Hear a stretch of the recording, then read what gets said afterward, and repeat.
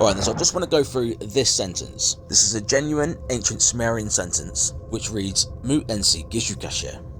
It was written by a Sumerian scribe approximately 4,000 years ago.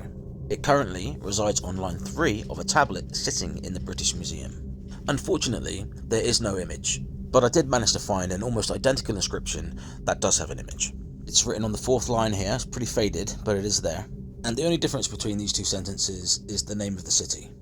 So let's break it down, let's make it make sense. So this is the basic nominal order, head, modifier, possessor, plural, case. But position 3 can be used for another entirely new noun phrase. I always equate it to like a Russian nesting doll of nouns. So a normal complete noun phrase might look like this. 1, 2, 3, 4, 5, all positions filled.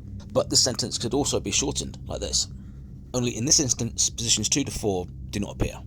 But this sentence has 3 nouns and is structured like this. Head noun, noun, noun, case, case, case.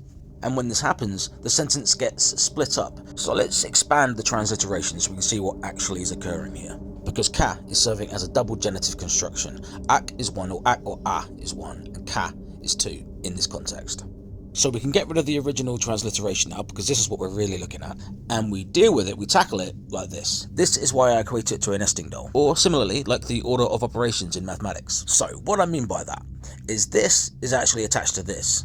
This is attached to this, and obviously this is attached to this. That's what I mean by the nesting doll in the mathematics analogy. So we've got 3 nouns. The first one, mu, meaning name, and this is attached to the she marker. This is the terminative case marker right at the end. So it literally says, to the name, which actually means because. It's to the name, it's pointing to a name of somebody, because. And injected to this is another noun with an attached marker. This is the noun for ruler or governor or prince even. And this is attached to the genitive case marker, the shared genitive case marker. The genitive case marker denotes possession, X of Y. In this case, it literally means of. And into this is injected another noun, a proper noun to be precise. This is the sign for the city of Girsu. And this is attached to that shared double genitive meaning of. And if anyone's new to this but interested in Sumerian and has been paying attention, this sign might be doing your head in. This is the suffixed determinative meaning city. It is not meant to be pronounced, it's just there to let you know that what preceded it is the name of a city. So, Mu Ensi Gishu Kasher means to the name or because of the prince of Girsu. Because of the prince of Girsu. One more thing I should say is the nouns in a multiple genitive construction have a specific name. Nomen regens, nomen rectum. This is the governing noun and the governed noun. If a third noun is introduced, then that noun becomes the governed noun or the rectum, and the previous one becomes another regens. So the plural and the case marker for the head noun will always come at the very end of a noun phrase. But a modifying adjective may be attached to the noun directly itself.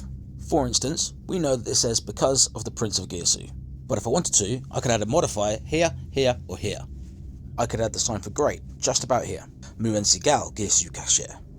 Which would then alter this to because of the great prince of Girsu. And that is it. I hope that wasn't too complicated. I know that 3.5 minutes can be a long time for people to pay attention on TikTok. But if you made it to the end, I salute you. And if you have any questions, chuck them in the comments, no problem.